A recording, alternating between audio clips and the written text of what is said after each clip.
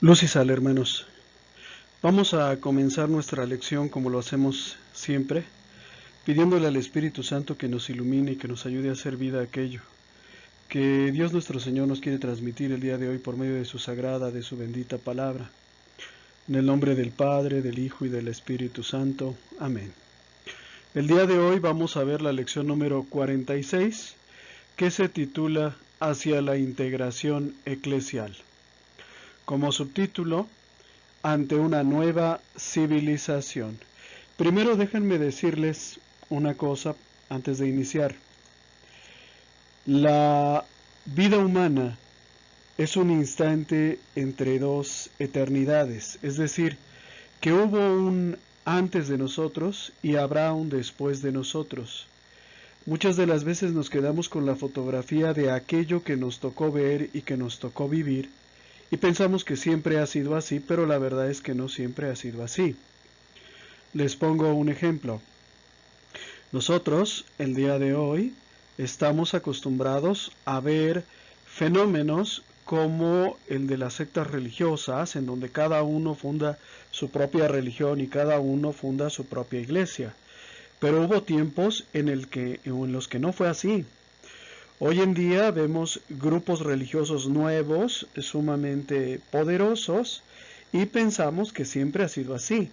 Pero la verdad es que no siempre ha sido así. En el siglo III, IV, había una herejía muy potente llamada el arrianismo. Reyes y naciones enteras se unían al arrianismo. Y yo les pregunto a ustedes, ¿dónde están los arrianos ahora? Pues no están. Lo que queda de sus ideas y de sus herejías se ha vuelto parte del patrimonio común de las sectas, pero en sí los arrianos ya no existen. Entonces nosotros debemos de aprender a ver la historia no como una fotografía, sino como un proceso cambiante, y también la Iglesia ha tenido a lo largo de 2000 años que enfrentar una serie de acontecimientos, de fenómenos tristes y alegres, positivos y negativos, que nos han ido conformando como iglesia y nos ha dado una identidad y una historia. Yo no sé si todos ustedes conozcan la historia de la Iglesia Católica, cuando contada por un historiador honesto, digamos un Vittorio Messori, ¿verdad? Pues es una historia muy hermosa, una historia por supuesto que tiene sus sombras, pero es sobre todo una historia de luz. Y el día de hoy precisamente vamos a hablar un poquito acerca de la historia de la Iglesia. En el siglo V, el Imperio Romano se desmorona, es la época de San Agustín. Los bárbaros, las tribus venidos de Oriente, de origen mongólico, invaden el Imperio Romano, comenzando con el Imperio Romano de Oriente, porque ya se habían dividido en dos. A su paso van acabando con todo: sociedades, instituciones, estados, gobiernos, reinados, todo va cayendo bajo el ataque de los bárbaros. La sociedad romana se desmorona. En ese contexto es que surge un San Agustín, ¿verdad?, que en defensa de la civilización cristiana dirá que Roma está recibiendo lo que sembró, y que si Roma creció por medio de la sangre y la violencia, ahora su fin, ¿verdad?, pues llega en medio de sangre y de violencia. Los bárbaros, barrieron todo el Imperio Romano, pero solo hubo una institución en el imperio que pudo enfrentarse a los bárbaros y sobrevivir: la Iglesia Católica, la única que tiene la garantía de su divino fundador de que será acompañada por Cristo hasta el final de los tiempos. De esa manera, la Iglesia, la Iglesia se convirtió en una especie de arca en donde se preservaron todos los productos o los mejores productos de la cultura greco-latina y por supuesto los valores que la civilización cristiana había acuñado hasta ese momento. Las obras de los grandes escritores griegos se preservaban en los conventos y se copiaban a mano. La iglesia se volvió como el arca, pero no tanto de las personas, sino de la cultura, ¿sí? Todo lo que hoy conocemos acerca de los autores clásicos, llámese escritores, ¿verdad? Homero, todos ellos, se preservó dentro de los conventos. Por esa razón, vemos que entre el siglo V y el siglo XVI, lo que la historiografía pagana llama la Edad Media, que en realidad no fue una historia oscura, no fue una época oscura, sino fue una época de luz. Entre los siglos V y XVI, casi toda la enseñanza era impartida por sacerdotes y religiosos. Ya habíamos comentado en alguna clase anterior que las universidades surgieron de la mano con las catedrales, ¿verdad? Y bueno, en cierto sentido, cuando termina el ataque de los bárbaros, a la iglesia le toca modelar o ayudar a edificar una nueva civilización sobre las ruinas del Imperio Romano. Esto es, o al periodo que siguió a la Edad Media, es decir, más o menos al siglo XV o XVI, la iglesia devuelve a la humanidad nueva, surgida del cataclismo bárbaro, todo el acervo de conocimientos que recibió del mundo antiguo, y todo ello sirvió para echar los cimientos de una nueva civilización. Es lo que hoy llamamos el Renacimiento. Las universidades creadas por la cristiandad ya existían en el momento del Renacimiento. Sin embargo, ¿verdad? Pues es en este momento que la Iglesia devuelve a la humanidad estas obras de los autores grecolatinos que se conocen hasta el día de hoy. Y todo esto ayudó para forjar el mundo nuevo después del hundimiento del Imperio Romano. Ahora, ¿verdad? Asistimos a lo que se le llama la civilización moderna. Bueno, algunos dirían que posmoderna. Después del Renacimiento, la Iglesia se ocupa de llevar el Evangelio hasta los confines del mundo, principalmente a América y a Asia. La Iglesia Católica, ¿verdad?, enviará misioneros al mundo entero y vamos a participar en la fundación de naciones enteras. Y esto también es muy importante, hermanos. Miren, yo sé que no es este el lugar y que no es el momento, pero yo quisiera invitarlos a que leyeran el libro de Vittorio Messori, Leyendas Negras de la Iglesia Católica. ¿Por qué los invito a que lean este libro? Porque en realidad la conquista de América no fue lo que les dijeron a ustedes o lo que nos dijeron a nosotros, un baño de sangre por medio del cual los españoles obligaron a los naturales de América a asimilarse a la religión católica. No existió tal cosa, hermanos. España no destruía pueblos, España engendraba naciones, fundaba naciones. Cristóbal Colón descubre América, ¿sí?, con 3 carabelas, la Niña, la Pinta y la Santa María. Los protestantes tardarán 400 años más o menos en descubrir América, ¿sí? Los primeros evangelizadores en cualquier parte del mundo, a donde tú vayas, van a ser católicos. ¿Y qué significa esto para ti y para mí? Significa que la Iglesia, después del derrumbe del Imperio Romano, se dedicó a modelar un mundo en el que Cristo estuviera presente, se dedicó a influir en la cultura de los pueblos para hacer presente la salvación traída por Cristo a este mundo. Ahora, en este momento, principios del siglo XXI, la humanidad se encuentra frente a una nueva encrucijada. Esta nueva encrucijada, este nuevo momento de la historia, este cambio de época que estamos viviendo, tiene varias características.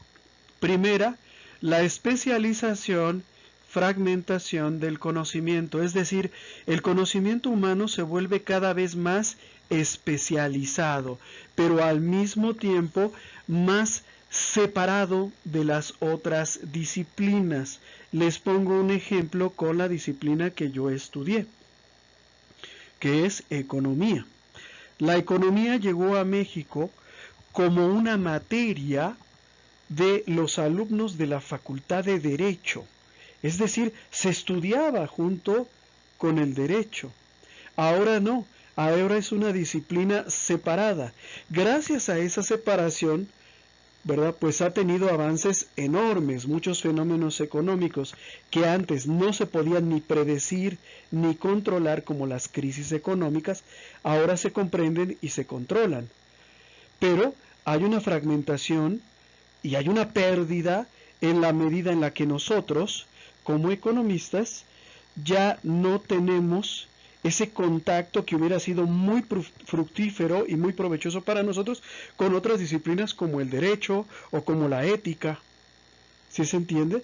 Entonces, cada vez sabemos más, pero nuestro saber está cada vez más desconectado de otros campos del conocimiento que también son muy importantes.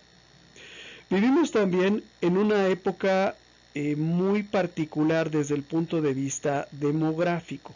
Por un lado tenemos regiones del mundo que viven una auténtica explosión demográfica, es decir, un aumento incontrolado de la población, pero al mismo tiempo tenemos otras partes del mundo en donde la gente se está acabando.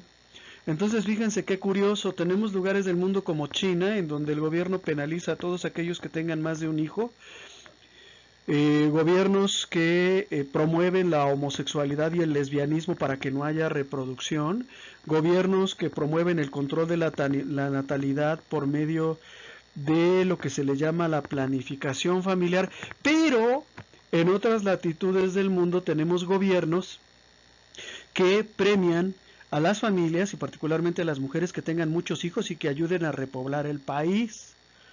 Entonces es algo medio raro, pero tenemos los dos fenómenos, explosión demográfica en algunas partes y despoblamiento en otras partes. Desde el punto de vista económico tenemos también una creciente riqueza que se concentra en cada vez menos personas y un empobrecimiento creciente de la mayoría de los habitantes, es decir, hoy tenemos ricos muy ricos y pobres muy pobres. En pocos países del mundo existe una clase media que pueda ser realmente considerada una clase. Se dice popularmente que la clase media es como el filo de una navaja, ¿no? Es decir, o caes para un lado o caes para el otro, o caes para el lado de los pobres o caes para el lado de los ricos. Entonces cada vez hay una distribución del ingreso más injusta. Vivimos también una época de migraciones. Hace unos 50 o 60 años era la migración campo-ciudad. Mis padres, por ejemplo, son migrantes provenientes del estado de Querétaro, ¿sí? Y era el sueño de todo el mundo poder emigrar a la Ciudad de México. Bueno, pues ahora tenemos también migrantes de un país a otro. Unos por las buenas, porque están buscando mejores condiciones de vida, y otros por las malas, ¿verdad? Los que son expulsados de sus naciones por las guerras, y es a lo que llamamos los refugiados. Y este es un fenómeno relativamente nuevo, ¿verdad? Porque, bueno, no tendrá, yo creo que ni siquiera 100 años, que son los grandes flujos migratorios. Tenemos nuevas amenazas en el campo del pensamiento, como la ideología de género y otras ideologías destructivas, como el extremismo, el fundamentalismo, el islamismo, el radicalismo, el anarquismo, etc. Es decir, en nuestro mundo, en el mundo que a ti y a mí nos tocó vivir y que vamos a heredar a nuestros hijos, han tomado carta de ciudadanía una serie de ideologías sumamente destructivas que antes no estaban presentes, pero que ahora sí lo están. ¿Sí? Vamos, el terrorismo ha existido desde hace mucho tiempo, pero que derrumben las Torres Gemelas es una novedad.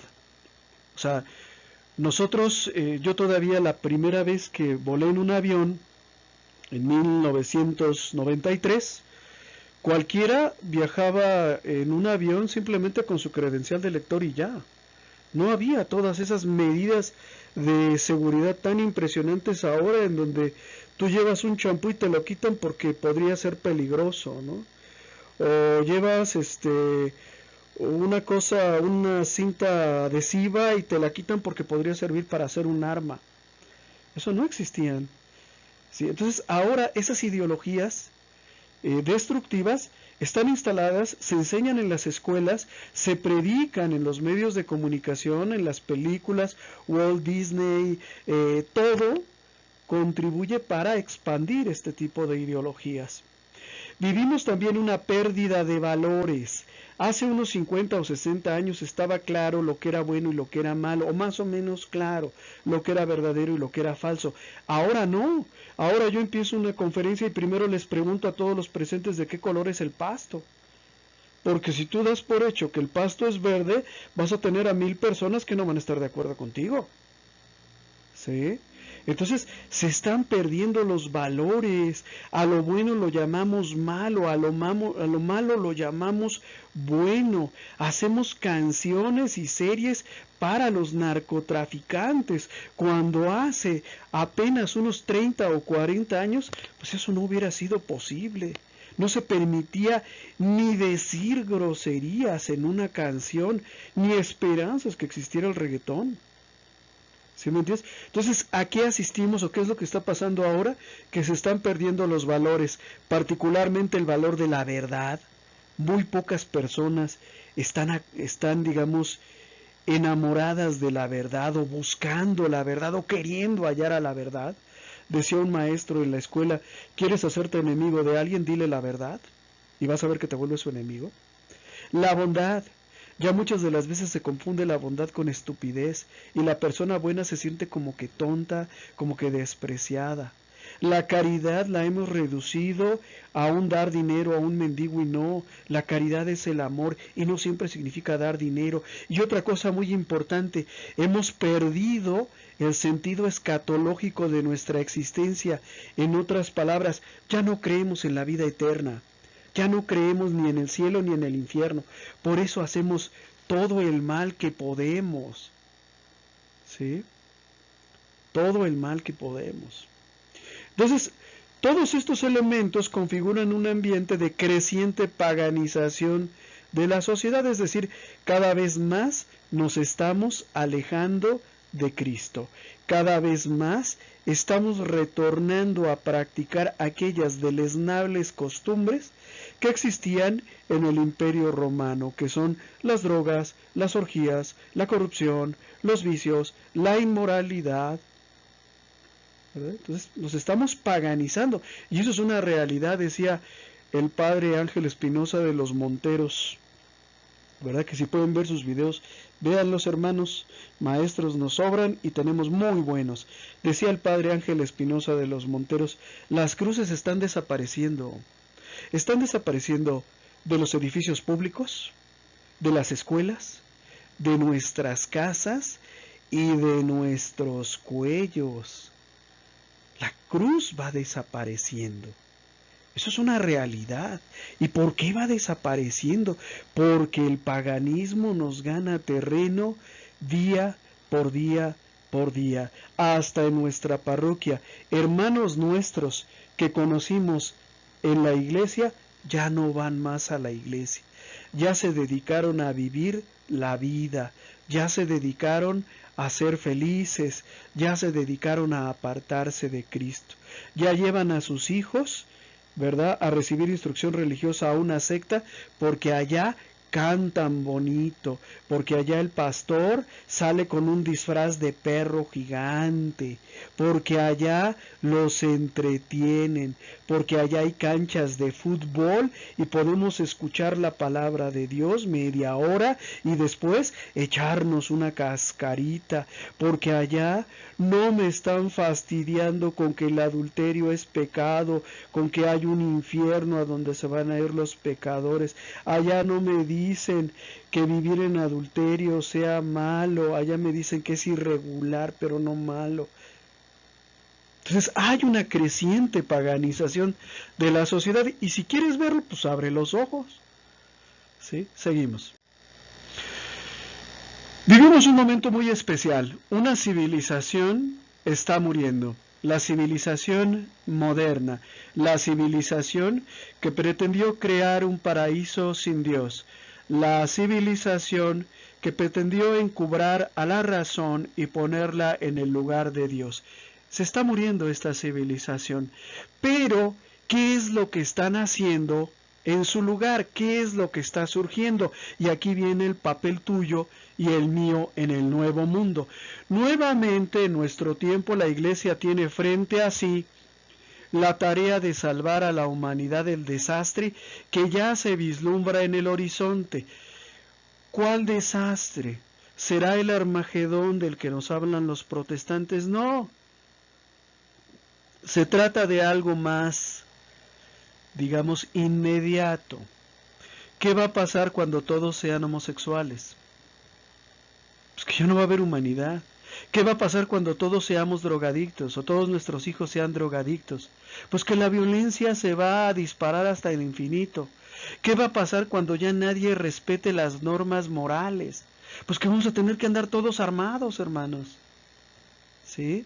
Ya se viene el desastre, no es cuento y no es cotorreo. No soy testigo de Jehová, no los quiero espantar, pero ya viene.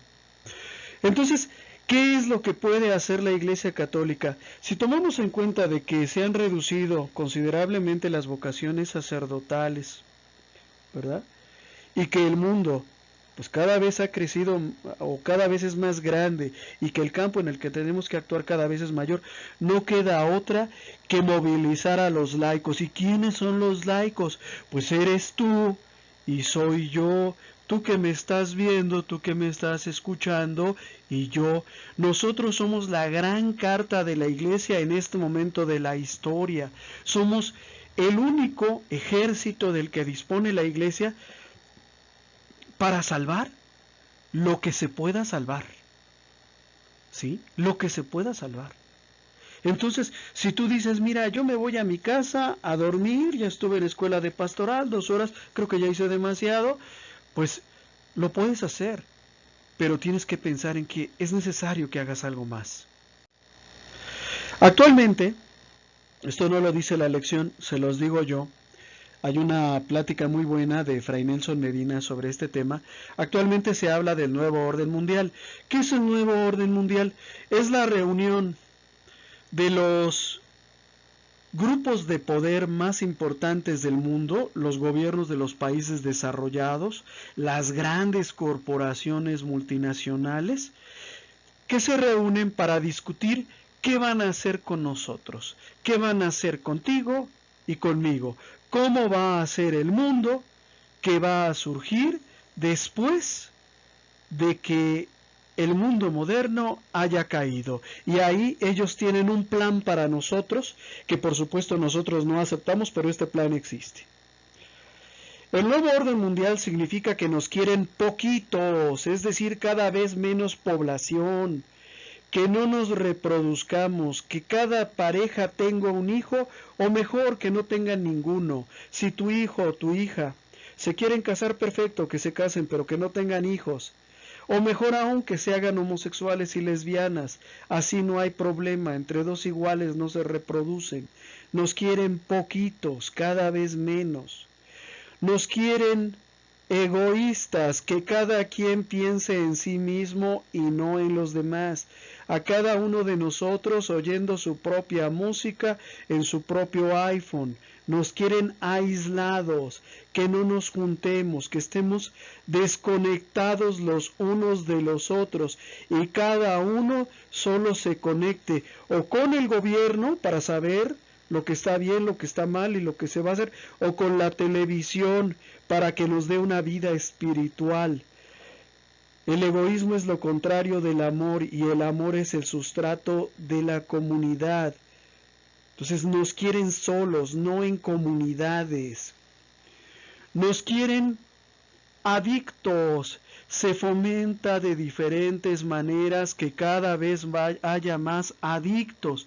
Adictos a los medicamentos, y se puede desde la infancia mejor, adictos a las drogas, adictos a la pornografía, adictos al sexo. Nos quieren anestesiados, que no nos demos cuenta, que no reaccionemos, que no pongamos resistencia, que estemos dispuestos a aceptarlo todo. Hermanos, un adicto a las drogas solo piensa en dos cosas: conseguir la droga y consumir la droga. Si el gobierno que está es bueno o es malo, si lo que se aprobó es contrario a la moral o es conforme a la moral, al adicto lo tiene sin cuidado. Nos quieren desamparados, es decir, que seamos dóciles ovejas del rebaño del Estado, caminando junto al abismo, que no tengamos más la luz de Cristo ni la orientación de la Iglesia. La Iglesia es un faro que nos guía, quiero decir la Iglesia católica. Bueno, quieren que ese faro se apague, que estemos desamparados, que haya tantas lucecitas que ninguna nos pueda indicar el camino y que solo haya una gran luz. Y esa luz sea la del gobierno, y ese sea el que nos guíe y nos diga ahora esto, ahora aquello, y que juntos caminemos al abismo. ¿Sí? Nos quieren aterrorizados, con miedo a la crisis, con miedo a los terroristas, con miedo a las plagas, con miedo a las epidemias, con miedo a Al-Qaeda, con miedo a ISIS, con miedo a todo, porque con miedo lo aceptamos todo. De hecho, las razones de seguridad son muy comunes en nuestros días. Le vamos a revisar a usted su maleta y vamos a abrir su shampoo para ver que no tenga nada peligroso.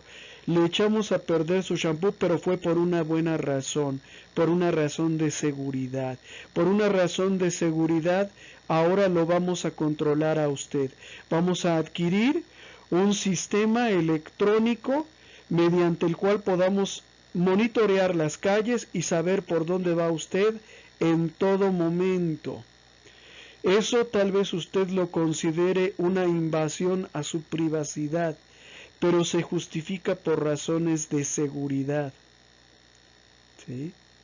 Ahora se quiere incluso que nos implantemos chips para poder ser localizados en donde quiera que estemos. Entonces, ¿y por qué lo aceptamos?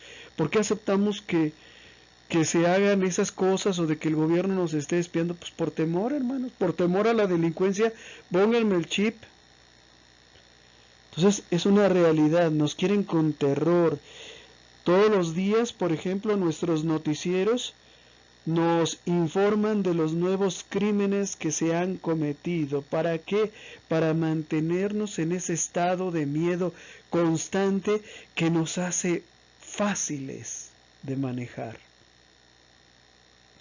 Nos quieren también sin referencias, sin padre, sin madre, sin moral, sin tabla de valores, sin doctrinas que nos guíen, sin Dios, sin patria, ¿verdad?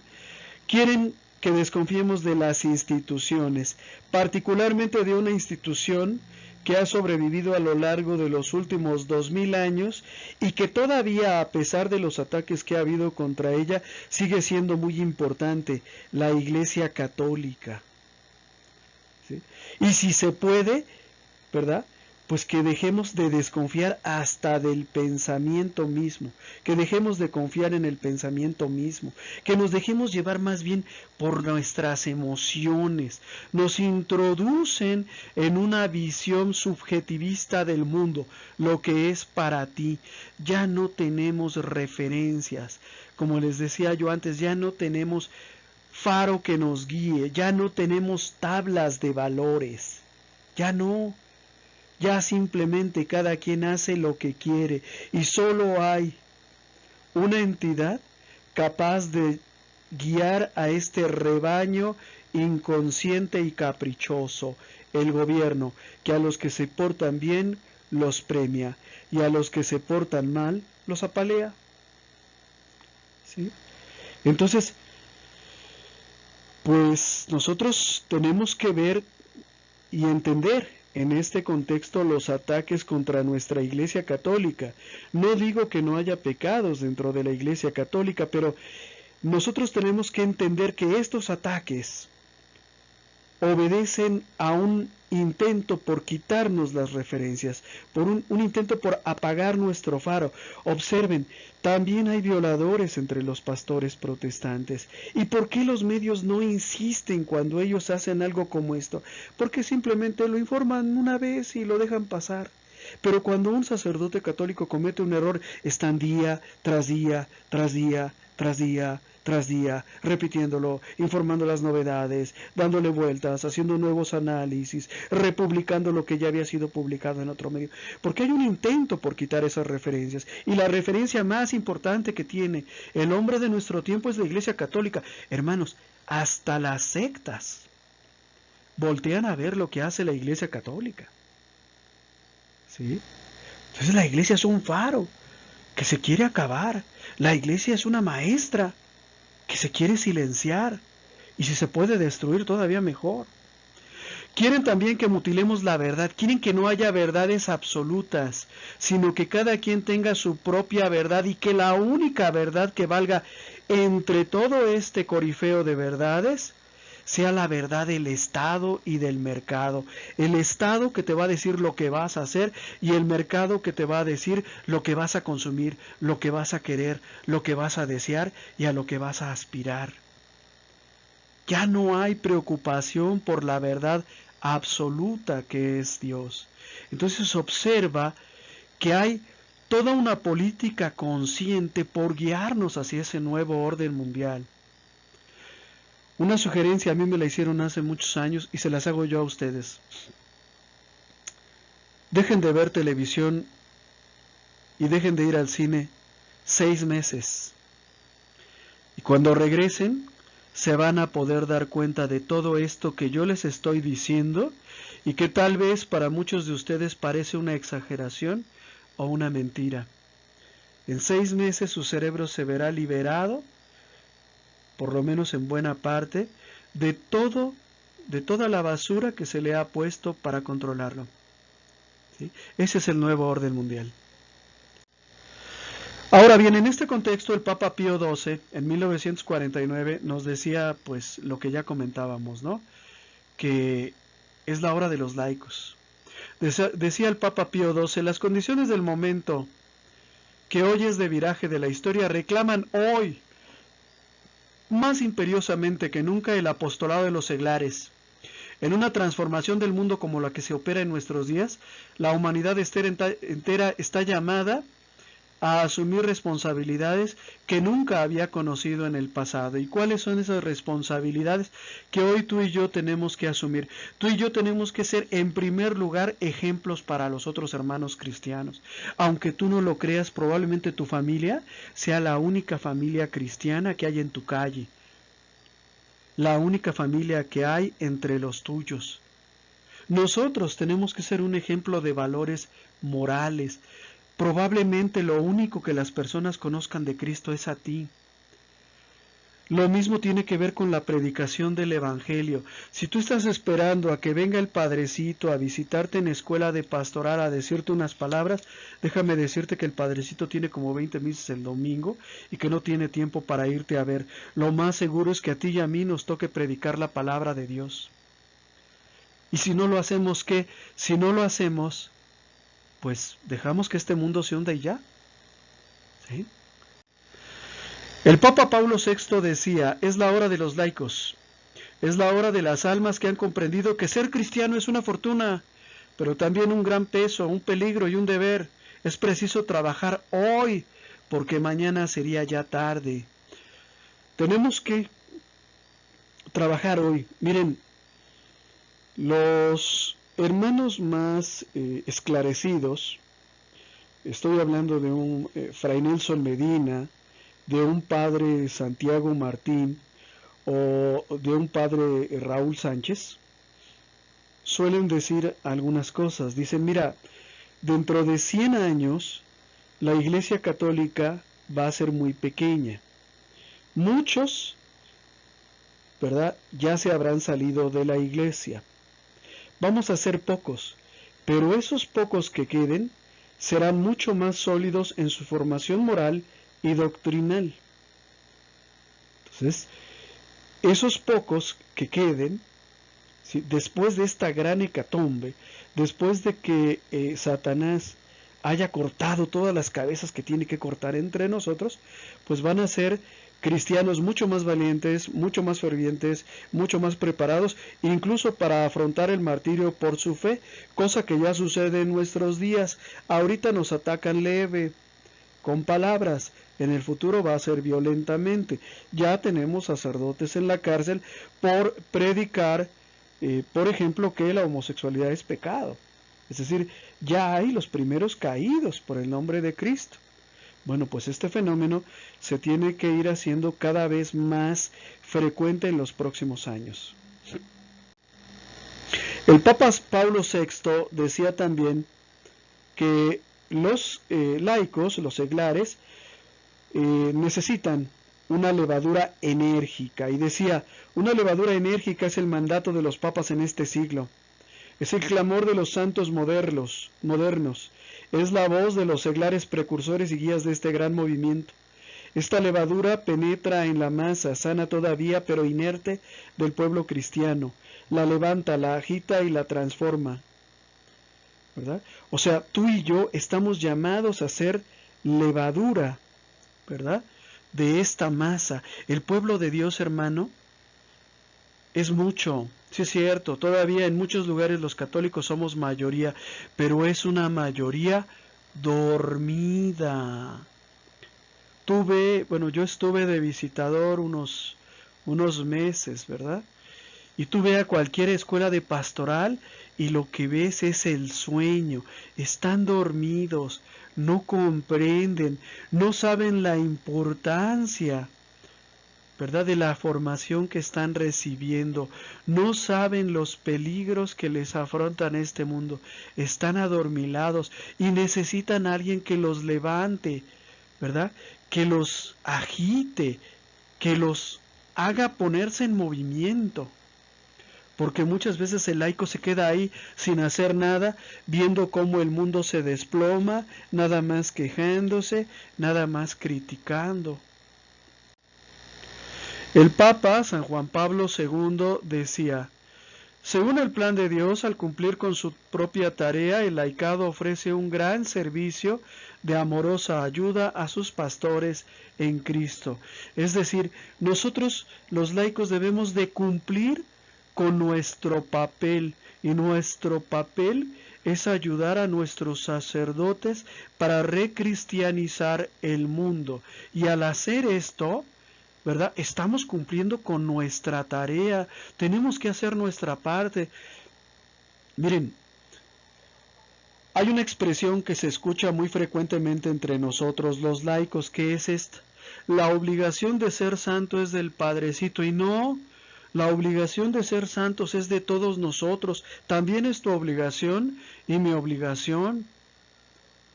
La obligación de predicar la palabra de Dios es el Padrecito. Se están perdiendo muchas almas. Muchos están yendo a las sectas por culpa del Padrecito. No es por culpa de él. Es por culpa de todos. Los que damos un mal ejemplo, los que pudiendo hacer algo no hacemos nada. Nuestra lección nos pide leer y reflexionar juntos un pasaje de la Biblia del Evangelio según San Mateo, capítulo 10, versículos 16 al 32, que nos dice: Miren que yo los envío como ovejas en medio de lobos. Sean pues prudentes como las serpientes, sencillos como las palomas. Cuídense de los hombres, porque los entregarán a los tribunales y los azotarán en sus sinagogas. Por mí los llevarán a los tribunales y los azotarán en sus sinagogas, y por mí los llevarán ante gobernadores y reyes, para que den testimonio ante ellos y ante los gentiles. Pero cuando los entreguen, no se preocupen de cómo o de qué van a hablar. Lo que tengan que hablar se les comunicará en aquel momento, porque no serán ustedes los que hablarán, sino el Espíritu de su Padre es el que hablará en ustedes. Entregará la muerte hermano a hermano y padre a hijo. Se levantarán los hijos contra los padres y los matarán, y serán odiados de todos por causa de mi nombre. Pero el que persevere hasta el fin, ese se salvará. Cuando los persigan en una ciudad, huyan a otra, y si también en esa los persiguen, márchense a otra. Yo les aseguro que no acabarán de recorrer las ciudades de Israel antes de que venga el Hijo del Hombre. No está el discípulo por encima de su maestro, ni el siervo por encima de su amo. Ya le basta al discípulo ser como su maestro, y al siervo como su amo. Si al dueño de la casa le han llamado Belzebul, cuanto más a sus domésticos. No les tengan miedo, pues no hay nada encubierto que no haya de ser descubierto, ni oculto que no haya de saberse.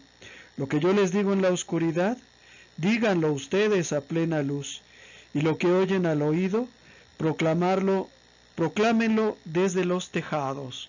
Palabra de Dios, te alabamos, Señor. Hermanos, no vamos a resolver el cuestionario porque es muy amplio, pero sí les quiero decir una cosa. Jesús anunció a todo aquel que quisiera seguirlo de corazón que habría persecuciones y habría alegrías, pero también persecuciones.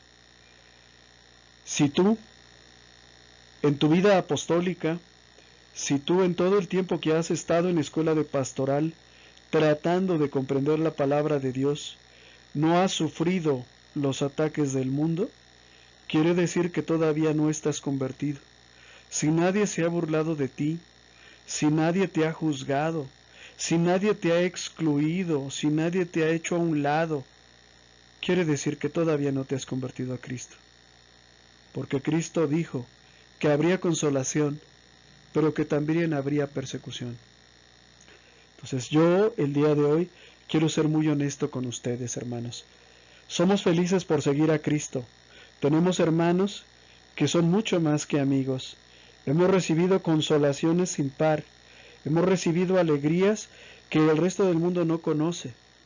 Pero también hemos recibido persecuciones. Unos muchas, otros pocas. A unos nos ha tocado recibir las burlas de nuestra propia familia.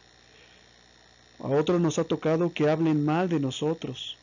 A otros nos ha tocado perder el empleo por negarnos a participar en las obras malas de los hombres.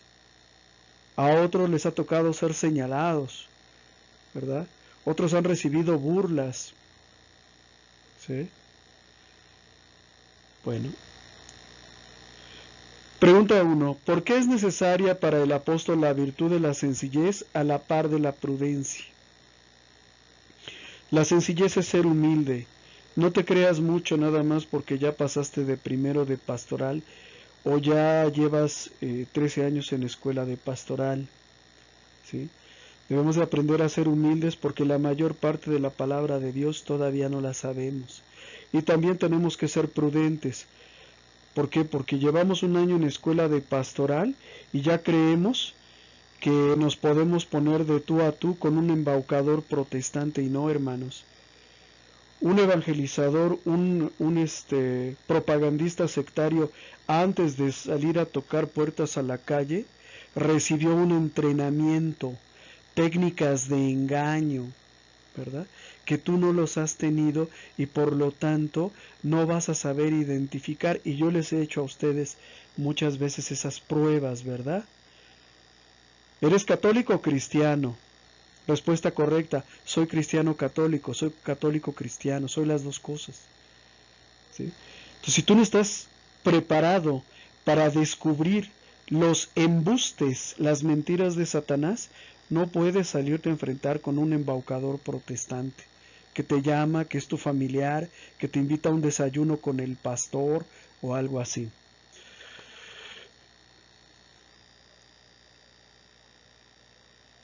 ¿Qué relación tienen estas dos virtudes con la predicción de las dificultades inherentes al apostolado? Bueno, pues que va a haber dificultades, va a haber obstáculos, pero con sencillez y con prudencia los podemos remontar. Ya no voy a seguir más en estas preguntas, hermanos, porque son preguntas, son 10, y sí me voy a tardar demasiado tiempo. Ya me han llamado la atención varias veces por tardarme. Dicen que se hace pues tedioso. Yo realmente mi objetivo es que ustedes entiendan bien la lección más que cualquier otra cosa. Ahora vamos a ver un tema muy importante que es el espíritu de la escuela de pastoral. El espíritu es la esencia, el corazón de la escuela de pastoral. Y nuestra lección nos dice que hay un principio generador de la escuela de pastoral, un principio fructificador y un carácter íntimo de la escuela de pastoral. Y tenemos que comprender cada uno de estos tres elementos para saber en lo que estamos metidos y para saber en qué es lo que estamos participando. El principio generador. ¿Qué es lo que le da origen a la escuela de pastoral? Pues es el compromiso adquirido en el bautismo.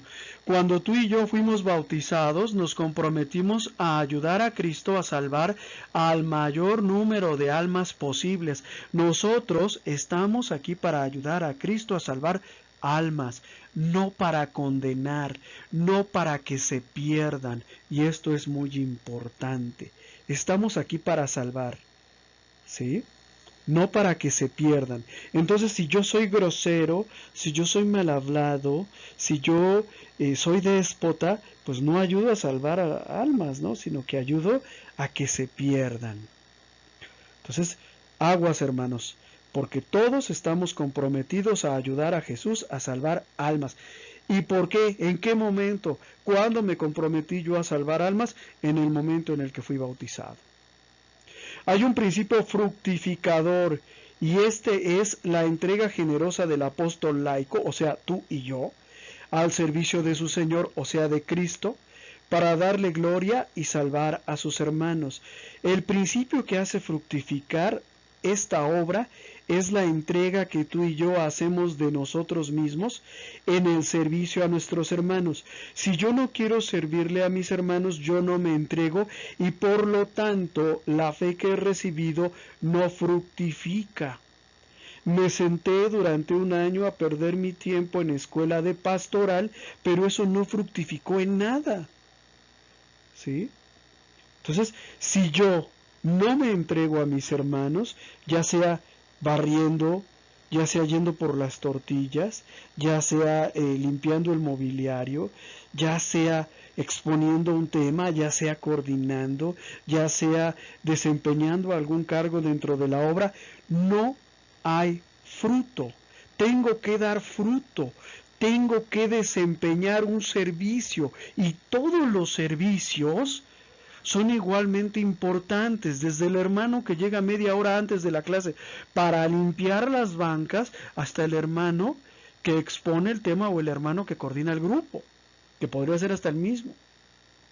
Y hay un carácter íntimo, es decir, interior, profundo de la escuela de pastoral, que es el espíritu de servicio, puesto a las órdenes de la jerarquía para trabajar donde y lo que pueda ser útil.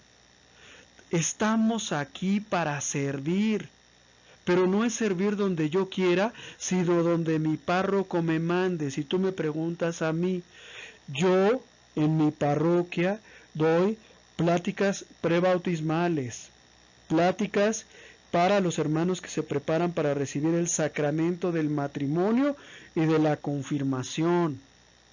A veces hermanos de otros grupos parroquiales me invitan a dar charlas sobre diversos temas. La última fue sobre la comunidad LGTB, es decir, hablar sobre la homosexualidad. Los hubieras visto, ¿verdad? Ya estaban desesperados, ya querían que me callara, porque les dije que la homosexualidad y el lesbianismo son un pecado, y no solamente un pecado, sino un pecado grave. Dios en el Antiguo Testamento, en Génesis, castiga la sodomía, ¿verdad?, de una manera especialmente terrible. Entonces ya te imaginarás cuando me escucharon, ¿no? Yo veía sus caras como de que ansiaban que ya me callara, que ya no siguiera hablando porque les dije lo que dice la palabra de Dios, ¿no? Yo no les voy a decir que ser homosexual es diversidad sexual. No, hermanitos, es un pecado. El adulterio no es un estado irregular. No, hermanos. Jesús nunca dijo, todo el que se separa de su mujer y se une a otra, nunca dijo, está en situación irregular. Dijo, comete adulterio. Todo el que deja a su esposa y se une a otra mujer, comete adulterio, dijo Jesús. No dijo, está en situación irregular. Pero ahora dicen, ay no, es que hay que ser caritativos, no les digas la verdad, endúlzaselas. No uses esta palabra, usa esta otra. Ay, por favor, no les hables del infierno porque se asustan y luego ya no van a poder pecar a gusto. Pues no, ¿sí me entienden? Entonces tenemos que servir. Y muchas de las veces, pues es donde, no muchas, siempre, es donde nuestro párroco nos pida, a veces dentro y a veces fuera de la escuela de pastoral. Pero tenemos que servir. Y ofrecemos lo que tenemos. Al interior de nuestra parroquia, nosotros debemos ser el fermento de la masa. ¿Qué significa esto? Lo habíamos dicho hace un momento, pero no lo explicamos. Ahora se los explico. No debemos de formar sectas. La escuela de pastoral no es una secta. Tú, hermano, tienes que ingresar a un grupo de pastoral para que, utilizando lo que has aprendido en escuela de pastoral, ayudes a tus hermanos a conocer la palabra de Dios. Entonces nos tenemos que meter a los grupos, a las asociaciones, a los movimientos, para nosotros ser luz e iluminar a aquellos que no conocen. Y no creas tú que no hace falta, ¿eh? Hay muchos coros en las parroquias que le cantan a un Dios que no conocen. Hay muchos catequistas que enseñan un evangelio que no es el de Cristo. Hay muchos que enseñan errores, desviaciones y algunos hasta herejías. ¿Sí? Hay muchos que en lugar de moralizar, desmoralizan. ¿Sí?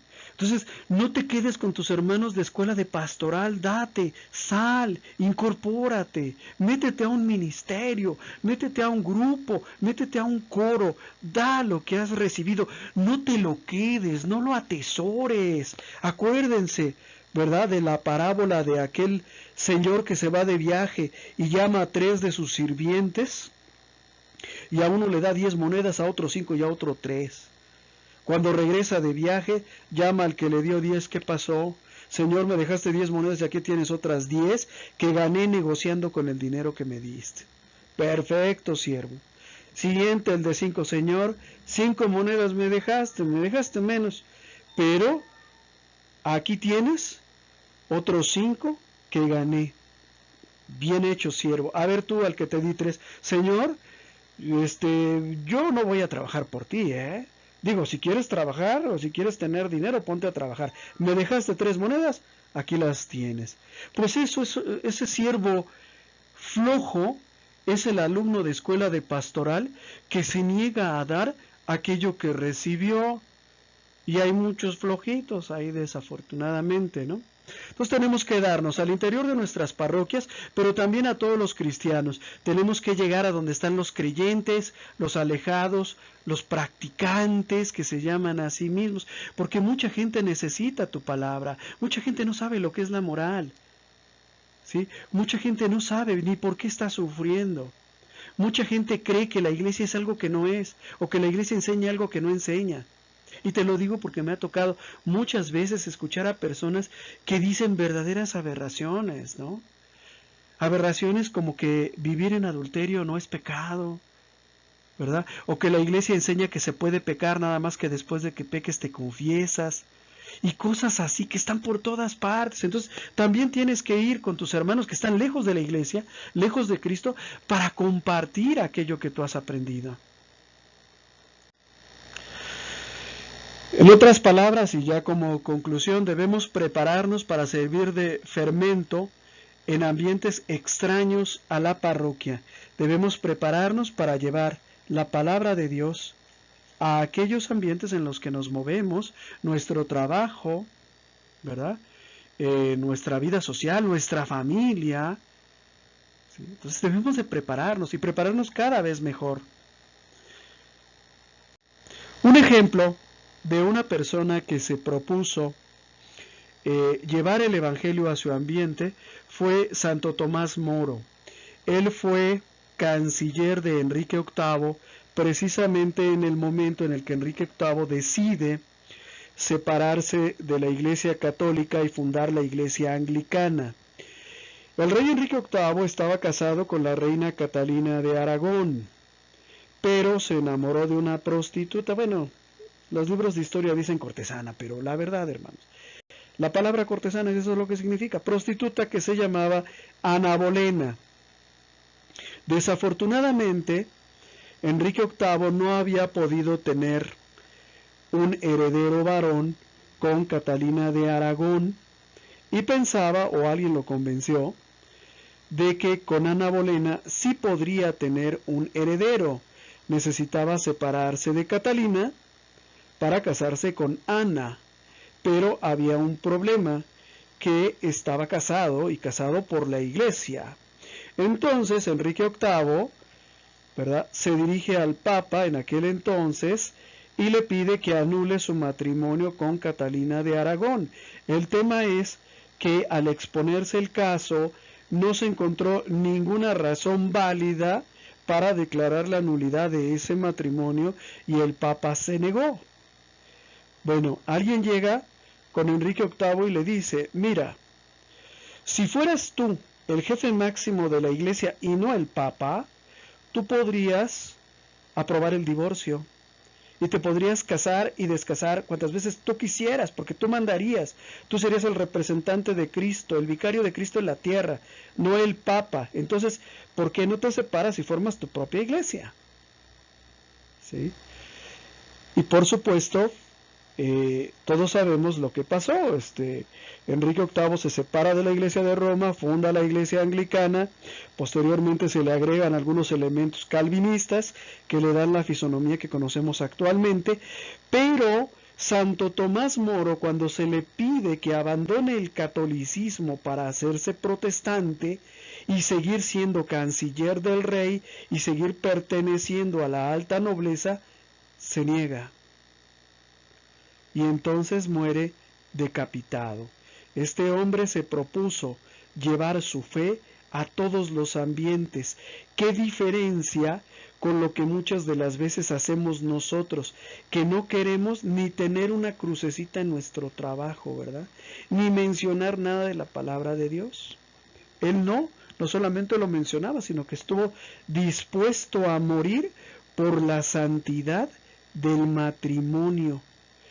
Ahora en nuestros días se nos dice, no, que comulguen todos, los que viven en adulterio también, los que no estén casados por la iglesia también, y es más, los que no sean católicos también que comulguen. Pues no, Santo Tomás Moro muere por la santidad del matrimonio y por ser fiel a la iglesia católica, y por eso es un gran ejemplo para todos nosotros. ¿Sí? Sí era un servidor del rey, pero para él primero estaba Dios.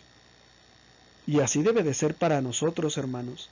Entonces no debemos de tener miedo, tenemos que seguir adelante, tenemos que predicar nuestra fe, predicar la sana doctrina, no el evangelio que las personas quieren escuchar, ¿verdad?, sino el que Cristo predicó. Que no les gusta, que se están saliendo de la iglesia católica, que dicen que es un lenguaje grosero, homófobo.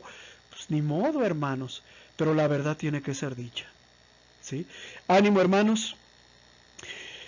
La lección termina explicando lo que es el reporte de donativos. No lo voy a explicar yo, prefiero que lo explique algún hermano del equipo de servicio, porque ellos están ahí con ustedes y si tuvieran alguna duda, pues se las podrían explicar mucho mejor de lo que yo puedo hacer de este lado. Solamente quisiera hablar de un último tema. Miren,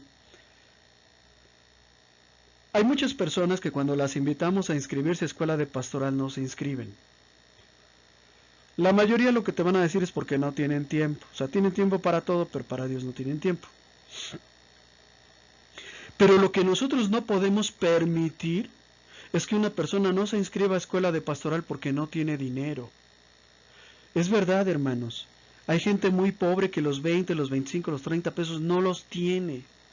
Y tú no le puedes pedir a una persona que deje sin comer un día a sus hijos para pagar o para dar una cooperación en escuela de pastoral y que le siga llegando su lección y que pueda estudiar la palabra de Dios.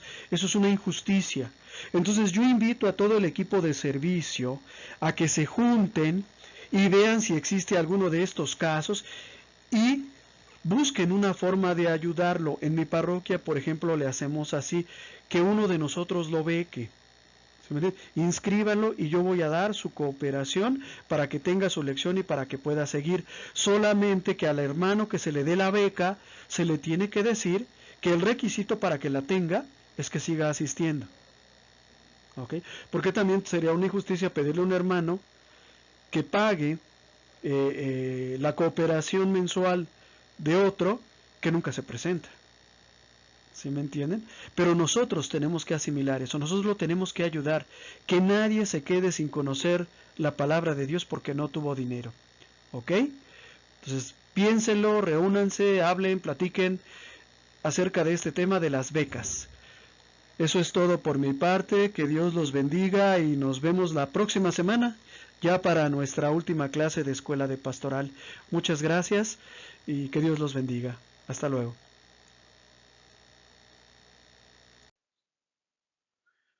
Muchas gracias por tu atención, esperamos que este video haya sido de tu agrado. Nuestro trabajo se mantiene gracias a las aportaciones de amigos y benefactores. Si nace de tu corazón hacer alguna aportación y tienes posibilidad de hacerlo, aquí te dejo mis datos bancarios. Si no puedes hacer alguna aportación, con una oración es más que suficiente. Que Dios te bendiga y muchas gracias.